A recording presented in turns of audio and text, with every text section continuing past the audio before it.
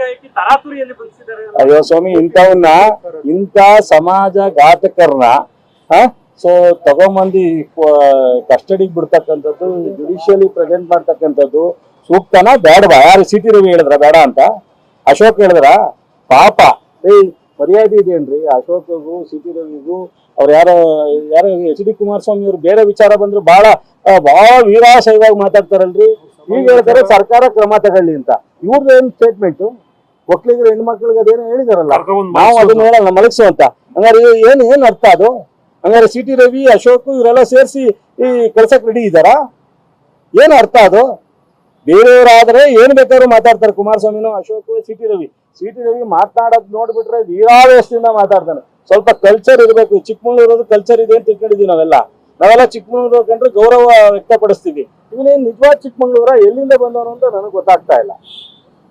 So Kumaraswamy ಅವರು, ಅಶೋಕ್ ಅವರು, ಇವರು 3 ಜನ ಅವ್ನು ಡಿಪೆಂಡ್ ಮಾಡ್ಕೋತಾರೆ ಅಂದ್ರೆ ಇವತ್ತು ದಲಿತರ ಬಗ್ಗೆ ಮಾತನಾಡಿರ್ತಕ್ಕಂಥದ್ದು, ಒಕ್ಕಲಿಗರ ಹೆಣ್ಮಕ್ಳ ಬಗ್ಗೆ ಮಾತಾಡ್ತದ್ದು. ನಿರ್ಮಲಾನಂದ ಸ್ವಾಮೀಜಿ ಅವ್ರನ್ನ ಒಂದ್ಸರಿ ಹೇಳಿದ್ದ, ಅವನು ರಾಜಕೀಯಕ್ಕೆ ಬಂದ್ಬಿಡ್ಲಿ, ಮುಖ್ಯಮಂತ್ರಿ ಆಗ್ಲಿ ಅಂತ. ಏನಿದ್ರೆಲ್ಲ ಅರ್ಥ? ಇದನ್ನೆಲ್ಲ ಸಹಿಸ್ಕೊಂಡು ಇವ್ರು 3 ಜನ ಒಕ್ಕಲಿಗರ ಲೀಡರ್ಗಳು ಒಪ್ಕೋತಾರೆ ಅಂದ್ರೆ ಇವ್ರು ಒಕ್ಕಲಿಗರ ಸಮಾಜದ ಓಟ್ ಬೇಕು, ಒಕ್ಕಲಿಗರ ಸಮಾಜದ ಸಪೋರ್ಟ್ ಬೇಕು. ಇಂಥ ವಿಚಾರ ಬಂದಾಗ ಇವರು ಮುನಿರತ್ನ ನಮಗೆ ಒಕ್ಕಲಿಗರು ಸಮಾಜ, ನಾವು ಓಟ್ ಕೊಟ್ಟವ್ರೆ, ಓಟ್ ಕೊಟ್ಟಿಲ್ಲ, ನಮಗೆ ತಿರಸ್ಕರಿಸವ್ರೆ, ನಮಗೆ ಭಾಗ ಮಾಡವ್ರೆ ನೋಡಲ್ಲ. ನಾವು ಈಗ ರೂರಲ್ಲೂ ಸೋತೋ, ಮಂಡ್ಯದಲ್ಲೂ ಸೋತೋ, ನಾವು ಸಮಾಜ ಯಾವತ್ತೂ ಬಿಟ್ಕೊಡಕ್ ತಯಾರಿಲ್ಲ. ಅಥವಾ ನಮ್ಮ ಸಮಾಜದಲ್ಲಿ ಇರ್ತಕ್ಕಂಥ ಒಂದು ಮಠವನ್ನ ನಾವು ಯಾವತ್ತೂ ಬಿಟ್ಕೊಡಕ್ ರೆಡಿ ಇಲ್ಲ. ಇವ್ರದ್ದು ಏನು ಉದ್ದೇಶ ಅಂತಲೇ ಅರ್ಥ ಆಗಲ್ಲ. ತಕ್ಷಣ ನಮ್ಮ ಸಿ ಟಿ ರವಿಯವರು, ಅಶೋಕರು, ಎಚ್ ಡಿ ಕುಮಾರಸ್ವಾಮಿ ಅವರು ವಿಷಾದ ವ್ಯಕ್ತಪಡಿಸಬೇಕು.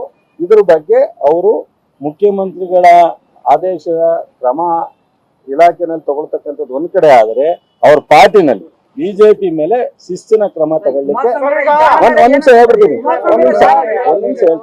ಬಿಜೆಪಿ ಮೇಲೆ ಏನ್ ಮಾತೆತ್ತಿರ ಅಮಿತ್ ಶಾ ಹತ್ರ ಹೋಯ್ತಾರೆ, ಮಾತೆತ್ತರೆ ಮೋದಿ ಹತ್ರ ಹೋಯ್ತಾರೆ, ಅದು ಇದು ಅಂತಾರಲ್ಲ ಕುಮಾರಸ್ವಾಮಿ ಅವರು.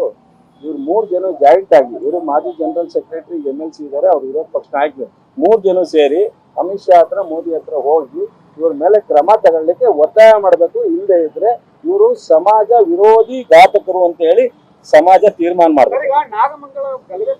ಹೆಚ್ಚಿನ ವಿಡಿಯೋಗಳಿಗೆ ಪ್ರತಿಧ್ವನಿ ಯೂಟ್ಯೂಬ್ ಚಾನೆಲ್ ಸಬ್ಸ್ಕ್ರೈಬ್ ಮಾಡಿ, ಬೆಲ್ ಐಕಾನ್ ಕ್ಲಿಕ್ ಮಾಡಿ.